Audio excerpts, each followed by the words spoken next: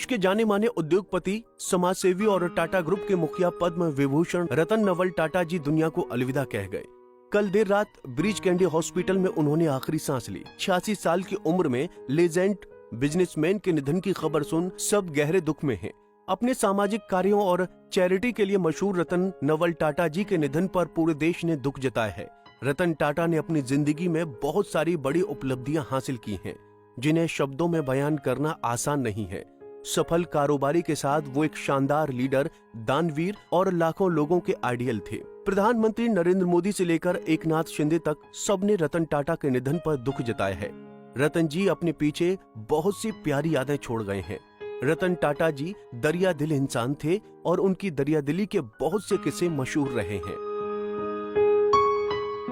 वो अपने कमाए गए पैसे का एक बड़ा हिस्सा दान करते थे और उन्होंने अपनी जिंदगी के आखिरी साल लोगों के स्वास्थ्य को समर्पित कर दिया। टाटा जी के द्वारा ऐसे बहुत से काम किए गए जिन्होंने बहुत से लोगों की जिंदगियां संवार दी। अपनी जिंदगी के आखिरी साल उन्होंने हेल्थ केयर कार्यों को समर्पित कर दिया। इसी को देखते हुए टाटा जी ने असम में अत्याधुनिक सुविधाओं वाले कैंसर के 7 अस्पतालों का उद्घाटन किया था। कैंसर हॉस्पिटल से उनका व टाटा ग्रुप का लगाव शुरू से रहा था। आजादी से पहले ही सर दोराबजी टाटा ट्रस्ट ने मुंबई में टाटा मेमोरियल हॉस्पिटल यानी TMH की शुरुआत की थी, जो दुनिया के सबसे बेहतरीन कैंसर अस्पतालों में से एक है। सर दोराबजी टाटा टाटा ग्रुप के संस्थापक जमशेद जी टाटा के बड़े बेटे थे। सर दोराबजी टाटा ट्रस्ट को सर दोराब टाटा जी ने बनाया था।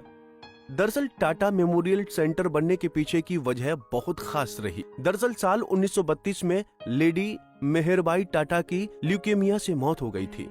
लंबे समय तक उनका इलाज विदेश में चला था। इसके बाद सर दोराबजी टाटा जी को इस बात की धुन सवार हो गई कि वो भारत में कैंसर के इलाज के लिए विदेश जैसी सुविधाओं वाला रेडियम संस्थान शुरू करेंगे, जिसकी योजना भी बनाई गई। लेकिन दुर्भाग्य से सर दोराबजी की 1932 में मौत हो गई। लेकिन ये सपना अधूरा नहीं रहा। सर दोराबजी टाटा का ये सपना ट्रस्ट के ट्रस्टियों ने पूरा किया।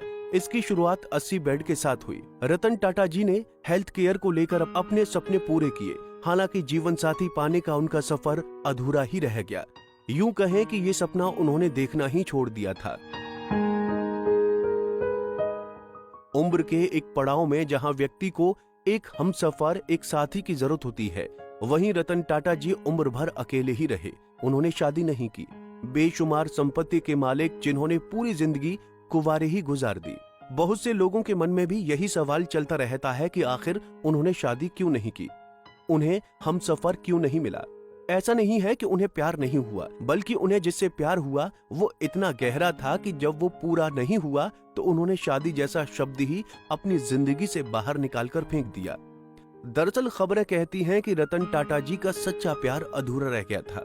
इस बारे में भी उन्होंने एक इंटरव्यू में बताया था कि जब वो लॉस एंजलिस में थे और आर्किटेक्चर फर्म में काम करते थे, उस दौरान उनकी मुलाकात एक लड़की से हुई थी और उसी लड़की के लिए रतन टाटा जी का दिल धड़का था। वो भी उन्हें पसंद करती थी। दोनों शादी करना चाहते थे, लेकिन रतन टाटा जी को इंडिया वापस आना पड़ा। वो अपनी बीमार दादी की देखभाल के लिए वापस भारत आ गए। इसके बाद वो फिर अमेरिका गए और अपनी प्रेमिका को इंडिया लाने का मन बनाया।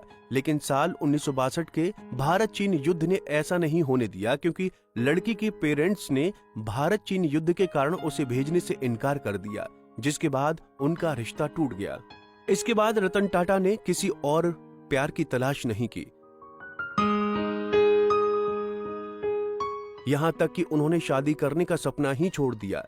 उन्होंने खुद को पूरी तरह पैतृक बिजनेस द टाटा ग्रुप के लिए समर्पित कर दिया और टाटा ग्रुप बिजनेस को बुलंदियों तक ले गए। रतन टाटा जी ने खोए प्यार को अपनी ताकत बना लिया और पूरी तरह काम में फोकस किया और आगे बढ़ते गए।